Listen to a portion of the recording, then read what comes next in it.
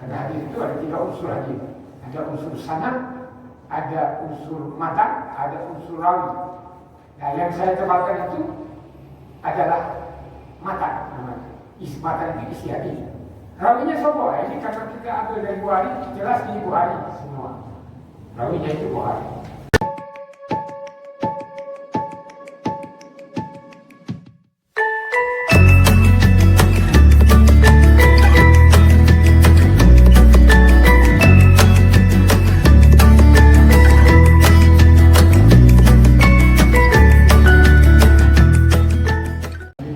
Assalamualaikum warahmatullahi wabarakatuh.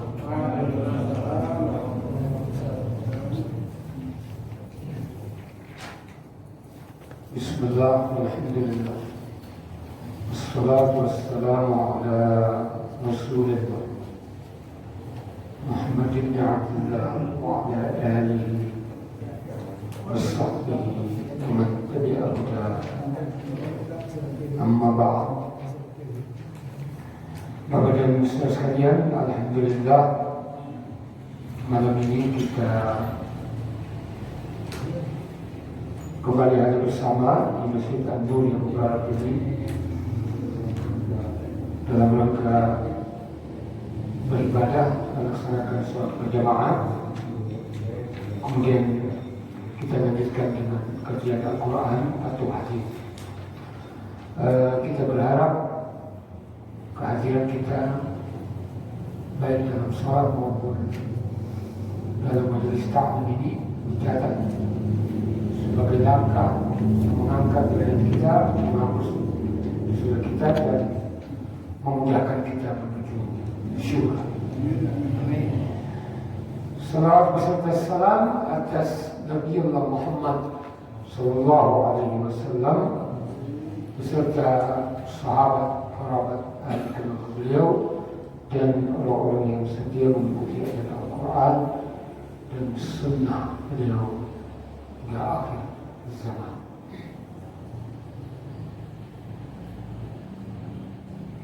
Kali ini giliran hadis. Di catatan saya terakhir kita baru membahas bagian pertama dari wudu. Ini bagian kedua. Ini berarti kurang lebih 3 bulan ya kita libur bahas hadis itu. Jadi ada beberapa hadis ini. Yang pertama mengenai keluarnya wanita ke tempat buang hajat, maksudnya buang air. Ya, karena pada zaman dahulu belum ada toilet di dalam rumah. Orang buang air di semak-semak atau di tempat memang umum. Ya gak usah abad 16 di Inggris itu orang masih buang air di sungai. Itu abad 16 Masehi. Sementara abad 8 orang Islam di Spanyol sudah punya toilet. Ini sebenarnya umat Islam yang maju terlebih dahulu. Nah, bagaimana kalau seorang wanita buang hajat di tempat umum? Ini diriwayatkan sampai kepada Aisyah radhiyallahu anha menjelaskan anna azwajan Nabi sallallahu alaihi wasallam bahwa sesungguhnya istri-istri Nabi, jadi azwaj itu jamak dari zaujah, jadi azwaj. Kunna yakhrujna billail, mereka keluar di malam hari. Idza tabarrazna ila manasya, apabila mereka keluar untuk menuju tempat hajat berupa lapangan yang terbuka, bahwa sa'idun afyah, Sa'i itu, kalau sa'i, sa'i itu artinya bahagia. Kalau sa'i itu artinya tempat luas, lapangan, area yang luas, tempat yang terbuka. Makanya Umar yaqulu Nabi SAW, sebelumnya Umar bin Khattab radhiyallahu anhu berkata kepada Nabi, mengusulkan untuk nisa tadi sebelum turun ayat agar mengatakan agar umat muslimat, yaitu perempuan-perempuan muslimat berhijab, artinya menutup diri sehingga tidak kelihatan. Nah, sekarang berhijab itu menggunakan pakaian yang tidak terlihat aurat, ya, termasuk penutup kepala itu juga hijab. Nah, inilah keistimewaan Umar. Dengan ide-idenya keluar atau turun ayat mengenai hijab. Falam yakun Rasulullah SAW yaf'al. Umar bin Khattab mengusulkan, tetapi Nabi belum melakukannya, yaitu memerintahkan supaya istri-istri beliau menggunakan hijab, karena belum turun ayat. Tapi itulah hebatnya Umar, gitu ya. Fakharajat Saudatu bintu Zam'ah zaujun Nabi SAW. Maka satu malam keluar dari rumah istri Nabi yang bernama Saudah bintu Zam'ah, ya, di beberapa malam atau di satu malam. Wa kanat ra'atan tawilatan. Nah, Saudah ini perempuan yang jangkung, perempuan yang tinggi, sehingga biar dia duduk kelihatan karena dia tinggi juga. Anadaha Umar. Nah, Umar melihat Saudah ini keluar malam, maka diseru oleh Umar, Saudah, hei Saudah, ala kada arafnaki ya Saudah, ketahuilah kami mengetahui engkau, hei Saudah. Nah, seharusnya perempuan itu keluar tidak ada yang tahu, ya, karena pakai hijab, pakai cadar atau pakai masker gitu ya. Hirsan ala ayanzil hijab, Umar bin Khattab sangat menginginkan supaya ayat-ayat mengenai hijab turun untuk memerintahkan kaum wanita, terutama istri Nabi, untuk berhijab. Fa'anzalallahu ayat al-hijab. Karena perbuatan Umar tadi dan syaratnya, maka turunlah ayat hijab. Kesimpulan dari ini, perempuan mau keluar uang hajat atau apapun, dia harus menggunakan hijab. Hijab itu pakaian yang tidak terlalu sempit, menutupi auratnya, termasuk menutupi dadanya, menutupi kepalanya. Itu hijab sekarang. Dia sudah berhijab, sehingga tidak diganggu oleh laki-laki yang nakal. Nah, apalagi buang air, ya. Tapi sekarang sudah ada toilet di dalam rumah. Ya, tahun 70-an di kampung saya, kalau orang bikin toilet di dalam rumah, katanya busuk, bau. Gitu. Nah, itu sudah 70-an. Gitu. Tahun 95 saya masuk di sini. Saya masuk daerah ini, orang masih buang air di kali, gitu ya, subuh-subuh. Tapi sekarang sudah tidak ada.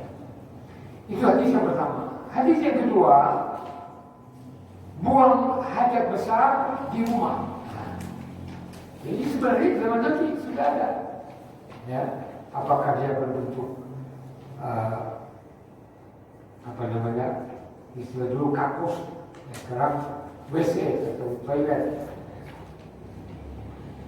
Diriwayatkan dari Ibrahim bin Al-Munzir sampai kepada Abdullah bin Umar. Abdullah bin Umar berarti anaknya Umar bin Khattab radhiyallahu anhu. Qala, dia berkata, "Iltaqaitu fawqa dhahri baiti Hafsah libaqdi hajati. Irtaqaitu, aku naik, ya artinya pernah naik fauqa dhahri, di atas bumbung rumahnya Hafsah. Ya, Hafsah ini istrinya dulu. Libaqdi hajati, untuk menunaikan suatu urusan yang penting lah, mungkin memperbaiki akal atau apa gitu ya. Fara'aitu Rasulullah SAW yaqdi hajatahu.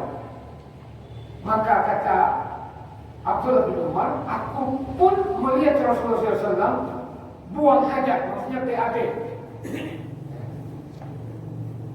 Mustadbiral kiblah. Beliau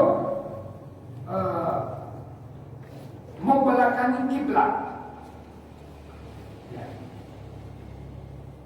Maksudnya menghadap Syam. Ya, tidak menghadap Ka'bah. Mustaqbil Syam. Ya. Gitu ya. Nah ini ada dua pendapat. Pendapat yang pertama pada hadis ini, kita membuat WC atau toilet dalam rumah disunahkan supaya tidak menghadap kiblat atau membelakanginya. Jadi ke sebelah selatan, menghadap selatan atau menghadap utara, itu disunahkan. Tapi ada ulama berpendapat kalau di tempat terbuka, ya tidak boleh membelakangi dan menghadap kiblat. Nah, namun kalau di tempat tertutup, tidak apa-apa menghadap kiblat. Ya kita mengikuti sunnah lebih baik hati-hati. Ya, kita bangun rumah sebelum bikin WC ya sudah direncanakan bahwa kita menghadap utara atau menghadap selatan. Nah, itu lebih hati-hati. Subhanallah, ini kita diatur semua dalam Islam. Ya, sekecil apapun urusan itu di dalam Islam ada aturan. Ya, aturan itu apakah menyulitkan? Ya tidak. Islam itu mudah. Ya, seperti makanya ada dua pendapat tadi. Kalau memang terpaksa, tidak apa-apa. Ada dua hadis ini. Dalam riwayat lain, Abdullah bin Umar memberitahu Wasif bin Hibban. Dia berkata, laqad zahartu dzata yawmin ala zahri baitina. Pada suatu hari aku pernah berada di atas rumah milik kami, kata Abdullah bin Umar bin Khattab radhiyallahu anhu. Fara'aitu Rasulullah SAW qa'idan, aku melihat Rasulullah SAW duduk ala labinatain, itu buang hajat, buang air di atas dua batu bata, labinatain. Jadi satu bata labinah, dua bata labinatain, masjid, satu masjid. Kalau dua masjid, masjidaini, ini di bahasa Arab.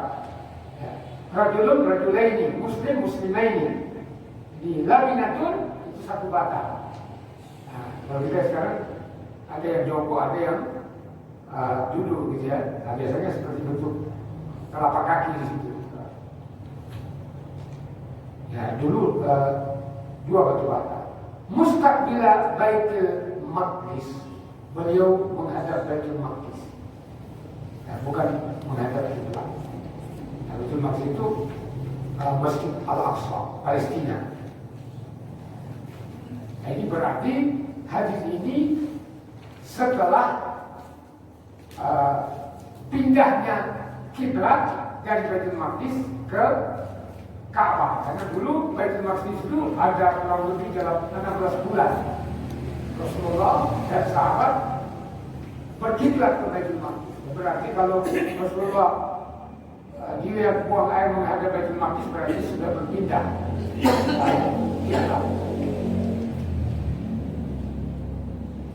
Nah, kemudian yang ketiga, beristinja atau cebok. Ya, kita terkenal cebok ya. Nah, kalau istilah fikih istinja. Ya. membasuh. Nah, karena begini, ada orang beristinja atau cebok menggunakan air dan batu. Jadi batu dulu baru air. Ada yang menggunakan batu tok. Nah, bagaimana kalau dua-dua ada batu dan air, yang mana yang paling kita pilih? Ya air. Itu sepakat para ulama. Nah, karena air lebih cepat melarutkan kotoran. Tapi umpama ada orang menyimpan batu di kamar mandinya. Ya, jadi batu disek, baru air. Ya, boleh-boleh saja, tapi itu sunnah, tapi kelihatannya kita orang tega gitu ya.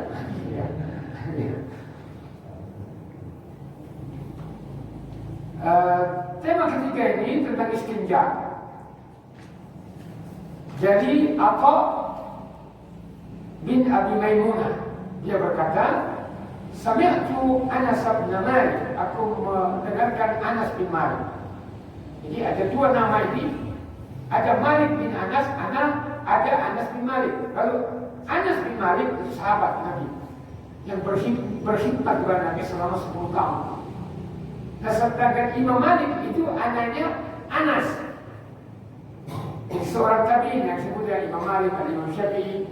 Nah, Imam Malik itu anaknya sahabat Nabi yang bernama Anas. Jadi Malik bin Anas bin Malik. Nah, itu. Ya.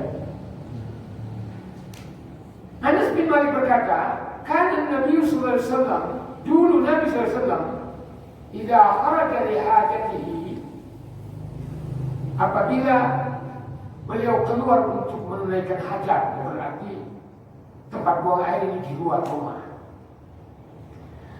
Aji'u ana wa ghulamun ma'ana idawatun min ma'. Maka aku dan seorang temanku membawakan idawatun min ma', yaitu bejana yang berisi air, tempat yang berisi air, kalau sekali kita ambil ember atau loyang, ya, atau baskom, gitu ya, menampung air. Karena Anas ini bukan budak, tetapi beliau demi mendapatkan ilmu dari Nabi, mengkhidmatkan diri, artinya menjadikan dirinya itu melayani Rasulullah selama 10 tahun. Nah, sampai persoalan buang air cebok itu ya diketahui oleh Anas. Nah, maka paling banyak melihatkan diri Anas bin Malik. Yakni yastanji bihi, yaitu bejana yang berisi air, di mana beliau cebok atau beristinja dengan air tersebut. Nah, jadi kalau ada air maka falma'u afdal. Para ulama mengatakan air yang lebih baik. Nah, tapi kalau di pesawat, kalau pesawatnya bawa air ya keberatan. Ya, maka di pesawat dia ada tisu, airnya sedikit tok. Ya, maka kita pakai tisu. Ya kita terpaksa ya itu boleh. Ya, tisu itu bersih. Yang dilarang itu kotoran hewan tidak boleh, atau tulang-tulang tidak boleh digunakan beristinja. Nanti enggak.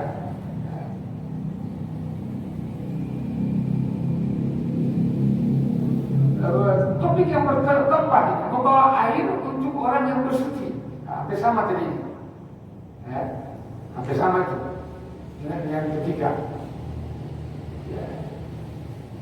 Ini dari Maimunah juga. Ya. Berkata, aku mendengarkan Anas, dia berkata, apabila Rasulullah SAW keluar untuk menunaikan hajatnya, lihajatihi, tabi'tuhu, aku mengikuti beliau. Ana wa ghulam, aku dan satu orang temanku anak muda, ghulam itu anak muda. Idawatun min ma', sama itu, hampir sama tadi ya. Jadi perbuatan ini hadis Bukhari semua. Yang kelima, membawa tongkat beserta air untuk beristinja. Nah, untuk apa ini tongkat ini? Nah, coba kita lihat. Itu yang saya tidak tebalkan tulisannya, itu berarti namanya sanad itu namanya. Karena hadis itu ada 3 unsur hadis. Ada unsur sanad, ada unsur matan, ada unsur rawi. Nah, yang saya tebalkan itu adalah matan namanya. Matan itu isi hadis. Rawinya sopo, ini karena kita ambil dari Bukhari, jelas di Bukhari semua. Rawinya itu Bukhari. Sami'a Anas bin Malik. Anas bin Malik mendengarkan. Maimunah mendengarkan Anas bin Malik. Yaqulu Anas bin Malik berkata, karena Rasulullah SAW yadkhulul khala. Dulu Nabi SAW memasuki al-khala, kamar mandi, ya, atau WC. Ya, kalau bahasa Arab itu dulu baitul khala. Baitul khala itu bahasa apa? Artinya WC, Pak. Itu bahasa Arab sama dia. Tapi kalau sekarang ini jenengan pergi ke Madinah atau Makkah, cari baitul khala juga ada. Yang ada di situ darul miyah. Darul miyah itu berarti toilet. Nah, jadi kalau ditulis dengan umrah, tulis di depan situ darul miyah, itu berarti toilet. Masuk ada di situ. Nah, kalau dulu baitul khala. Ya. Jadi bahasa Arab itu berkembang. Dulu sayyarah itu artinya orang yang berjalan. Sekarang sayyarah itu mobil. Ya, jadi beda. Ya. Nah, dulu baitul khala itu toilet. Khala itu artinya kosong. Nah, sekarang darul miyah. Toiletnya sendiri itu namanya mirhab. Mirhab.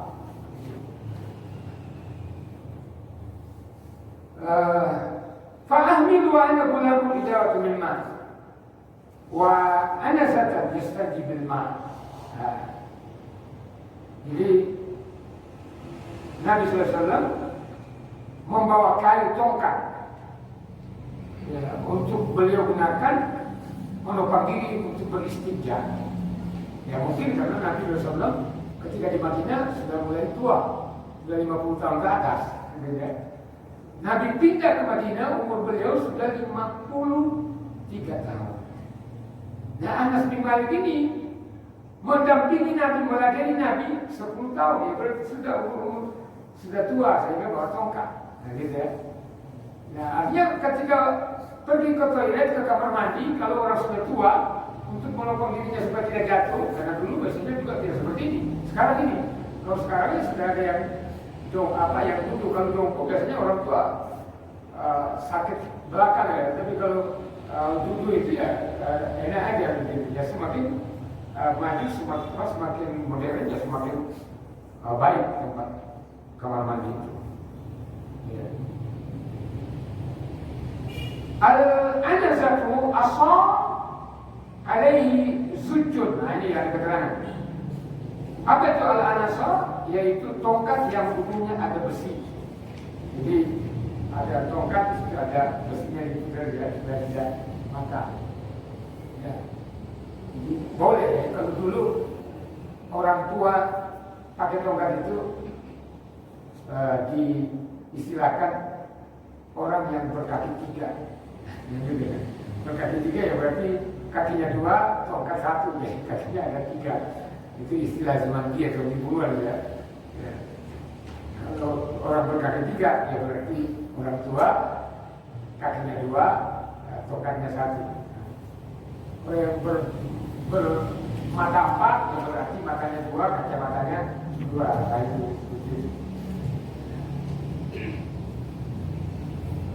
Nah, kemudian larangan beristinja menggunakan tangan kanan. Ya kita umat Islam sudah tahu ini, gitu kan? Ya. Ini larangan. Ya, tapi bagaimana kalau orang tangan kirinya patah, gitu ya? Ya dalam keadaan normal tidak boleh. Tapi dalam keadaan normal tidak boleh. Orang Islam beristinja dengan tangan kanan, karena tangan kanan itu dimuliakan oleh Allah. Ya. Pada hari kiamat, alamat orang bahagia kalau dia diberi kitabnya dengan tangan kanan. Nah, jadi Allah memuliakan tangan kanan. Tangan kanan digunakan untuk makan. Ya. Ya, maka Rasulullah melarang jangan beristinja dengan tangan kanan. Tapi kalau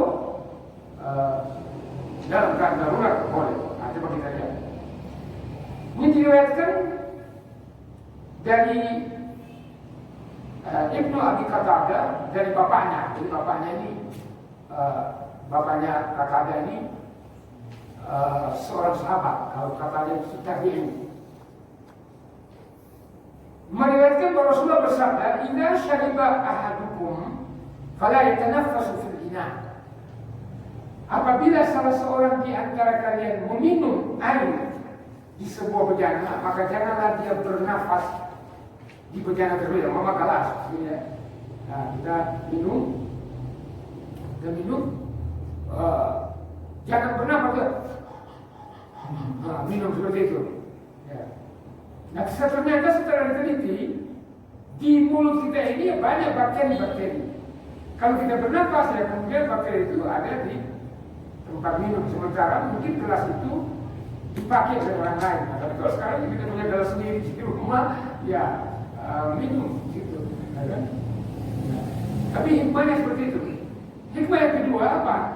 Bahwa kita jangan meminum air yang panas. Terlalu panas masih diambil mendidih.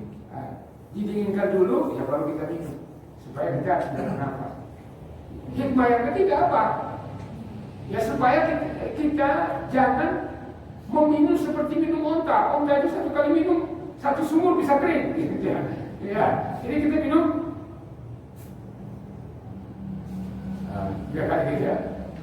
Nah, ini subhanallah. Jadi Islam dalam persoalan sekecil apapun itu diatur. Nanti kita lihat. Ya. Jadi apabila salah seorang kalian minum, maka janganlah dia bernafas dalam gelas bejana yang digunakan. Wa idza akala khala fala yamassa dzakarahu bi yaminihi. Apabila dia mendatangi toilet atau kamar mandi, WC untuk membasuh, untuk cebok, maka janganlah dia menyentuh kemaluannya atau tubuhnya dengan tangan kanan. Ya. Wala yatamassahu bi yaminihi, dan janganlah membersihkan dengan tangan kanannya. Ya, kita pakai tangan kiri. Ya, ini tangan kiri ini. Jadi menunjukkan apa? Tangan kita ini ya semua berfungsi. Ya, kalau tangan kiri ini ya untuk membersihkan yang kotor. Ya, gitu. Nah, tangan kanan ya, yang baik-baik. Kemudian tidak memegang kemaluan dengan tangan kanan ketika kecil. Ya. Nah ini masalah kita laki-laki ya. Jadi memegang kemaluan jangan dengan tangan kanan. Ini bukan sesuatu yang tabu, tapi memang itulah Islam sempurna. Biar diatur dalam Islam itu. Ya. Nah coba. Nabi bersabda, diriwayatkan dari Qatadah juga ini, Abu Qatadah, "Idza bala ahadukum," apabila salah seorang kalian kecil, bala yang bulu itu kecil, ya buang air kecil, "fala ya'khudanna dzakarahu bi yaminihi," maka janganlah ia memegang kemaluannya dengan tangan kanannya. Ya, pakai tangan kiri. Nah, ini. "Wala yastanji bi yaminihi," dan janganlah dia beristinja atau membasuh dari BAB dengan tangan kanannya. Wala yatanaffas fil ina, dan janganlah dia bernafas di bejana yang dia gunakan untuk minum. Ya. Mohon maaf ya. Begini. Kita bernafasnya di luar. Jangan minumnya. Ya, ya dalam kesehatan juga memang hikmahnya banyak itu, supaya airnya tidak terlalu tidak tertahan di leher begitu, sehingga menyebabkan air masuk ke hidung kalau bernafas. Subhanallah, kita alhamdulillah punya hadis, punya Quran, punya hadis, semuanya diatur. Ini baru satu orang perawi ini, yaitu Al-Bukhari, belum Muslim, ya kan? Belum Abu Dawud, belum Ibnu Majah, belum Tirmidzi, belum Nasai. Jadi baru satu perawi ini, yaitu Al-Bukhari. Karena yang paling tinggi itu adalah Al-Bukhari. paling tinggi dua, yaitu Al-Bukhari, Muslim. Nah, kemudian Al-Bukhari itu sendiri, kemudian baru Muslim. Beristinja menggunakan batu. Nah, ini tadi. Abu Hurairah berkata, "Ittaba'tu Nabi sallallahu alaihi wasallam, aku mengikuti Nabi. Wa kharaja li hajatihi." Beliau keluar dari rumah untuk buang hajat. Fakana la yartafidu, beliau dalam perjalanan menuju tempat buang hajat itu, beliau tidak menoleh ke kanan dan ke kiri. Pada nautu minhu, maka aku pun mendekatnya, dan air itu nampak. Ya, maksudnya mendekati beliau, ya, di dekat beliau. Faqala, kemudian Nabi bersabda, "Ibu ini ahjaran astanfid biha." Bawakan aku beberapa batu untuk kugunakan beristinja, atau lainnya selain batu. Wala ta'ti bi ardin wala rawtin. Jangan engkau bawakan aku tulang ataupun kotoran hewan, ya, seperti kotoran unta yang sudah membeku, yang sudah menjadi tanah. Nah, itu tidak boleh. Nah, ini menunjukkan bahwa kotoran hewan itu najis, sehingga tidak boleh digunakan beristinja. Tapi ada orang berfatwa bahwa kotoran hewan yang dimakan itu tidak najis. Ya, ternyata dalam hadis ini Al-Bukhari dilarang oleh Nabi digunakan untuk beristinja karena najis. Ya, begitu ya. Ya. Kata Abu Hurairah, "Fa'ataitu bi ahjarin." Ya, aku pun membawakan beliau beberapa batu. Bitarafi siyabi, yaitu di pinggir baju, maksudnya bajunya taruh batu. Abu Hurairah bawa begini. Wada'tuha ila jambihi, aku meletakkannya di sampingnya Nabi sedang akhirnya sahabat juga. Maka mengapa Abu Hurairah paling banyak meriwayatkan hadis? Karena beliau sampai buang hajat pun mendampingi Nabi. Coba.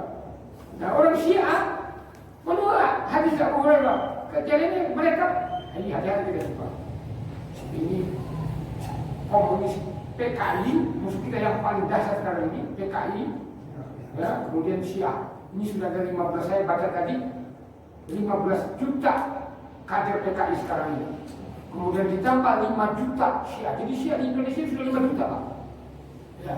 Yang beberapa simpatisan ada 20 juta. 20 juta lagi simpatisan. Nah, ini hati-hati ya. Nah, Abu Hurairah ini meriwayatkan 3 tahun memang beliau sebelum Nabi wafat dia memeluk Islam, tetapi kemanapun Nabi diikuti oleh Abu Hurairah dan diizinkan oleh Nabi mencatat dan menghafalkan hadis-hadis yang dia.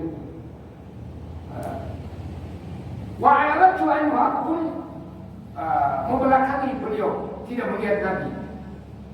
Falamma qada, maka tatkala beliau telah selesai menunaikan hajatnya, atba'ahu bihinna, beliau gunakan batu-batu itu, beberapa batu itu. Ya.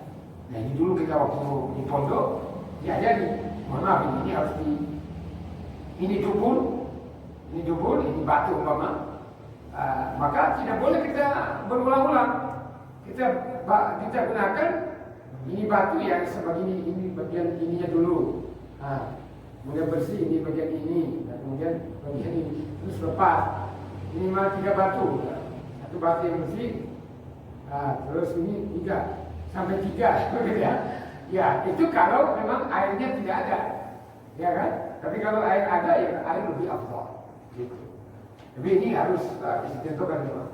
Ya, tapi kalau kita sudah hidup di dunia modern, ya tentunya nggak ada batu lagi. Ya. Nah, hadis yang ke-9, larangan beristinja menggunakan kotoran. Tadi sudah ada disebutkan di situ. Jadi kotoran tidak boleh. Ya. Ini dikatakan, Ahadu Rawza, Abdurrahman bin Al-Aswad dari bapaknya. Bapaknya ini sahabat. Tabi'in, kemudian mendengarkan Abdullah berkata, akan Nabi SAW al-Ghaib, Nabi mendatangi tempat buang air. Fa'amarani an atiyahu bi thalathati ahjar. Aku pun Rasulullah memerintahkan aku untuk membawakan 3 buah batu. Wajadtu hajaraini, aku mendapatkan hanya 2 batu. Wa tamastus tsalits, aku pun mencari yang ketiga, falam ajidhu. Tidak, 2 batu. Yang satunya enggak ada. Akhadtu rawsa, aku pun mengambil kotoran unta yang sudah membeku, yang sudah keras. Pak itu dia aku bawakan kepada Nabi SAW. Pak Adal Hajra ini beliau mengambil 2 batu, wa al-karrosa, beliau membuang kotoran. Nah, menunjukkan tidak boleh digunakan untuk beristinja kalau kita ada di gunung. Dan waqala Rasulullah bersabda, hada riksun. Beliau menyatakan hada riksun. Kotoran itu adalah riksun, najis. Ya. Jadi najis. Jadi kotoran hewan itu seperti kotoran unta itu ya najis, sekalipun unta itu dimakan. Ya.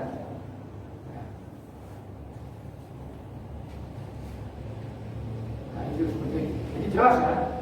Nah, kemudian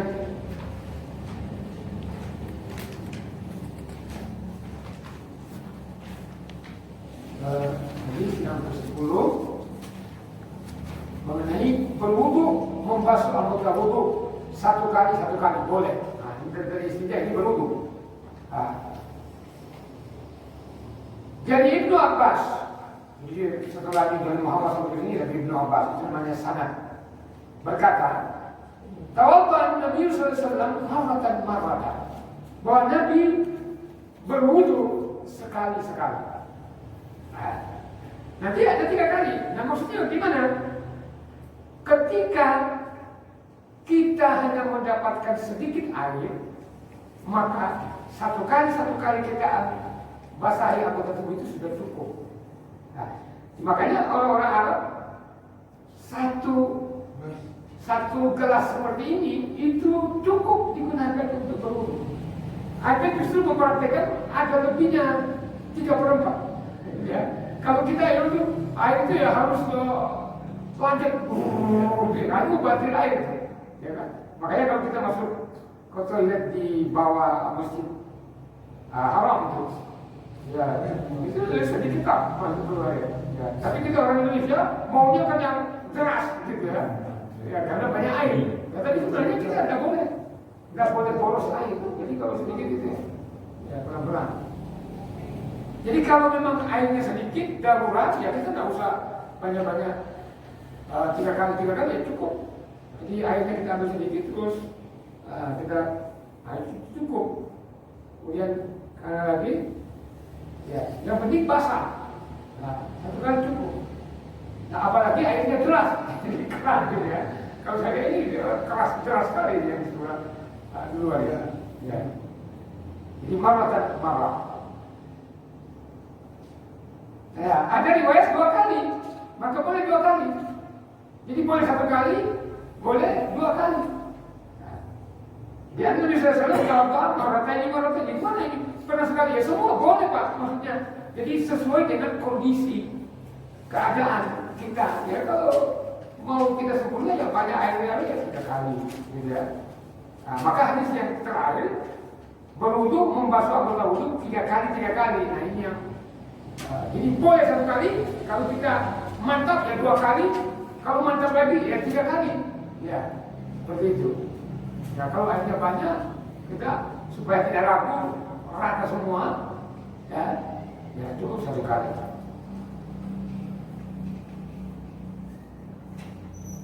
Nah, cuman yang di sini ada sunnah.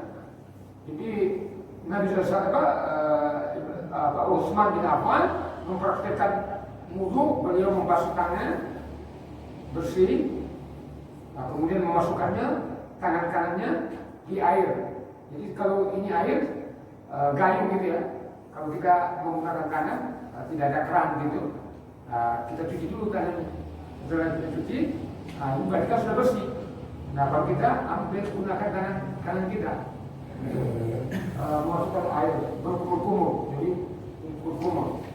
Wastan syaka itu memasukkan air ke hidung. Sebenarnya bagaimana caranya?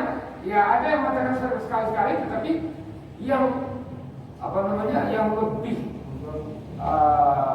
afdal dan lebih simpel itu begitu kita berkumur-kumur langsung masukkan ke lubang hidung. Nah, ini.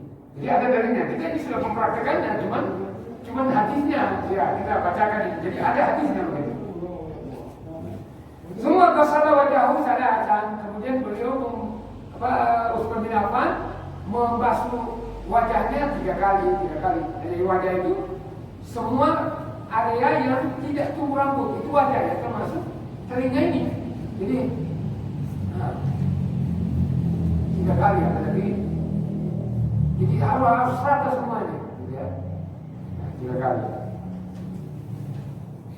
Wayadaihi ilan mirfaqaini salah sama berkira. Demikian juga tangan beliau basuh 3 kali. Yang kanan semua dicek, kanan semua. Jadi ada orang. Jadi yang benar itu ya kanan 3 kali, setelah kanan selesai baru kiri. Ya. 3 kali basuh 3 kali. Ya, sampai Gurul Muhadjalin dilebihkan 4 jari dari siku-siku atau dari anggota yang asli. Jangan hanya sampai sini. Jadi dianjurkan 5 jari sampai di sini, 4 jari. Karena nanti pada hari kiamat akan bercahaya bekas-bekas wudhu kita itu. Summa masaha bi ra'si, kemudian beliau mengusap kepalanya. Mengusap kepalanya diriwayatkan dari Abu Daud. Ini beliau mengambil air sedikit aja, baru dimasukkan ke depan.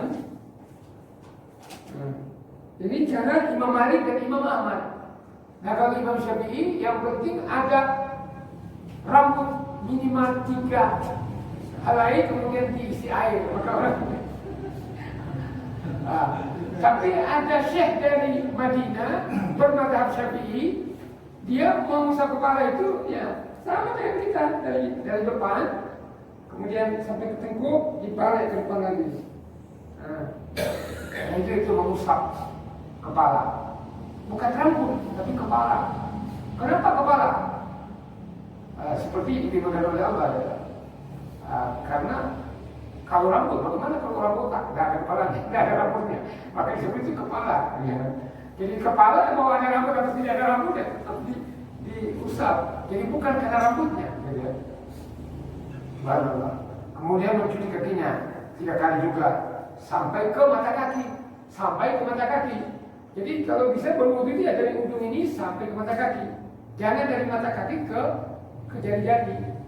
Jadi seharusnya kita ini keran, ya kita bahasanya sampai di sini. Ya.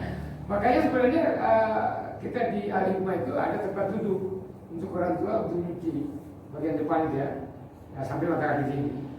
Nah kadang-kadang orang mau simpel ya dari mata kaki. Ada lagi. Ya. Jadi dari ujung kaki, dari jari kaki sampai ke mata kaki.